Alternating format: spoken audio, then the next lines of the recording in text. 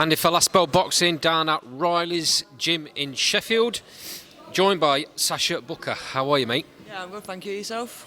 Yeah, really good, really good. Up in Sheffield in Riley's gym today, bit of sparring. Yeah. Enjoyed that? Yeah, I love it. It's a good, always a good training camp wise because Foxy's normally got a debut around. Well, she had a debut around the similar time from me, so running up to the last camp, we were both involved with each other every week and coming up. They were coming down here, so it was really good for us both. And fights have landed the same again. I think we're 2 weeks apart again, so the same again running up to both fights. And yeah, it works really well for us, and bit of variety, a bit of everything going on here. So different shapes and sizes, so it's good to get in the different mix in. Interesting, been in with Commonwealth champion Nico well today. Yeah, first time I've met her today. Been nice to see her and actually get some rounds here. We've been trying to get some for a while. She's a busy girl. Ain't she just? Again, she's like you, she's got a fight coming up as well. So, before we go on to your next fight, I spoke to you fight night against Ivanka, and you was obviously buzzing. Now the dust settled and you've had time to perhaps watch the fight back. Give me your thoughts on how you performed that night. Honestly, I think I held back a little bit too much. I think I've shown her probably a little bit too much respect, but I think that's from going from the amateurs to the pros and learning the different aspects of that kind of thing. Because normally in the amateurs you knock someone back and you get told to stop, and I think I hesitated probably a little bit too much in that fight looking back on it. But I'm happy with my performance. Obviously a lot of nerves went into that fight, but I think watching it back, there's a lot to take away from it, but I was happy with how I performed. So it's good that Scott Kalo's got you back out pretty sharpish. We spoke about this, didn't we, about how often you're going to get out this year. There's a lot happening at the minute with female boxing where fights are supposedly being made, then cards are being pulled. The amount of female fighters I've spoke to just recently that have said, I've done a training camp and the card gets pulled. That's not happening for you now, which is good. No, yeah, Scott's a very, I can't fault him, he's a brilliant manager. Obviously he has a lot of home shows as well and he's always active, and I'll always stay ready as well, so if that last minute opportunity for a pull out did come up, he will always shut me forward for it, no hesitation. One phone call to Sam and it's game on. We'll never turn away to anything really. It's all experience and it's all round and it's all what I'm looking for really. So. How long did you give yourself off over Christmas? Did you just have a couple of days and then get back in, or? I barely had any days off, to be honest. No. Sam went away, I think, with the family for a week, but I was still in training every day. He still gave me my training plan to do. I think I had Christmas Day, Boxing Day, and that were it. I had a couple of days after my fight, but since then, been straight back to it. So. We were just talking then after your spar about how tall you are for a super fly. Are you still planning on staying at that weight? Well, I went in at Bantam on the last one. I'm sitting around 54 at the minute, and that seems to be my comfortable weight now. So we're going to stick at that and see how we go from there, because we don't want to bring me down too much. It's took me 3 years to get up to this now, so as we were just sort of about my weight and stuff. So no, I think we're happy with where we are now, so we'll see how we get on. Okay, March 22nd, again at Rushcliffe Arena, Scott Kalo promotion. You're in with a very, very tough cookie in Kira Carter. Yeah, looking forward to it. Obviously more experience, more rounds. I know she's hard to stop, so obviously, but then I know Ivanka was hard to knock down, and I managed to do that as well. So you never know how these are going to go. But I'll go in there, I'll give it my all, and just use the rounds to my advantage and take away what I can from it.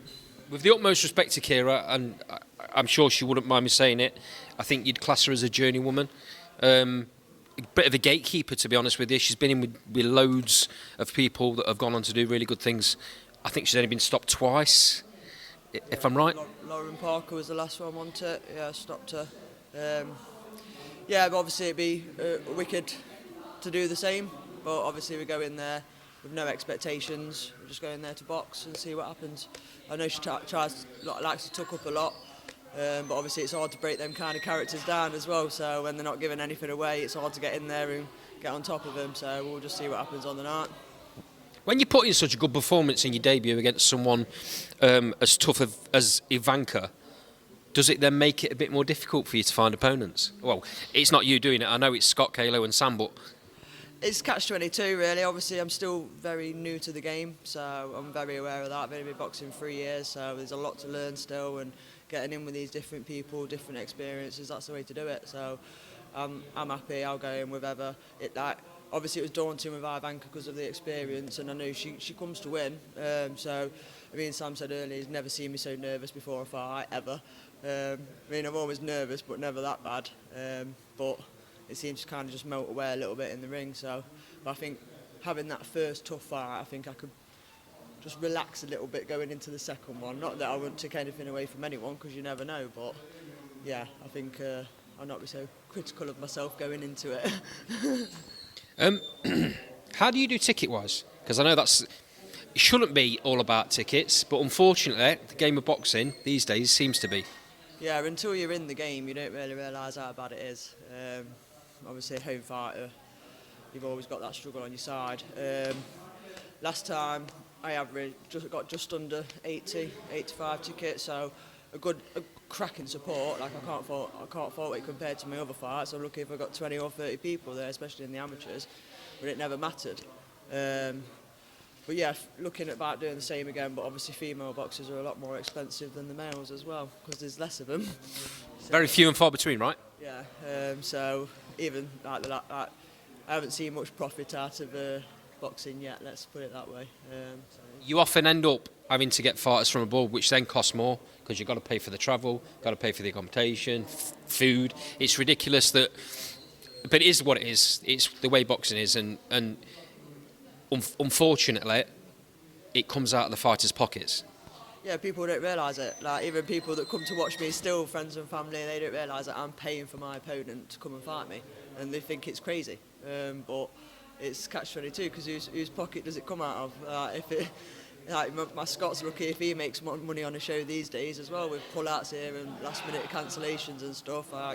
It's a tough game to get into. People think, oh yeah, I'll be a boxer, but you don't realise the support that you actually need, even the sponsors and the training and everything that goes into it. It is not a cheap sport. So, you brought up a really good point there, your sponsors, because yeah, you have to sell the tickets. Your fans are really, really important, because without them buying the tickets from you, you can't pay for the opponent. But your sponsors are just as important. See you later. Take care. See you later. Cheers, guys.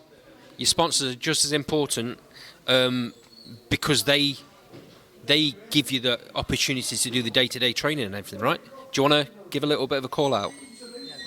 Yeah, lovely. First of all, to Haz's Sports Massage. I've active recovery every couple of weeks with her, whenever she can get me in, if I need it injury-wise. Recovery rooms, they're brilliant with my recovery as well. Keg Engineering. Or Eat George, a removal company in Stapleford. Autumn Goodwin's boxing, she's been in my corner for the last few fights. She's going to be in my corner with Sam every fight.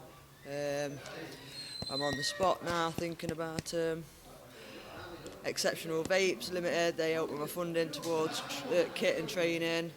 MT Tiling.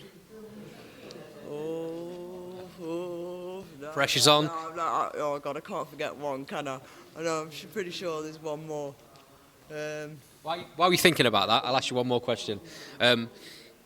Look down the camera. Tell your supporters and whoever's watching this where they can get a ticket to come and see you down at Rushcliffe Arena. Nice little venue, isn't it, in Nottingham?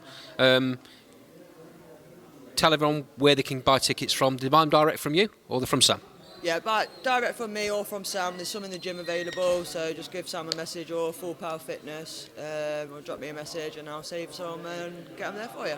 But yeah, £55, unreserved seating. It's a good venue, gets a good crowd in, and yeah, there's always a good atmosphere as well. So it'd be lovely to see everyone for the support. Did you think of that last sponsor? Sasha, it's been great talking. Thank you very much for your time, and we'll see you next time out. Yeah, thanks very much. Take care of yourself. Honestly, useless.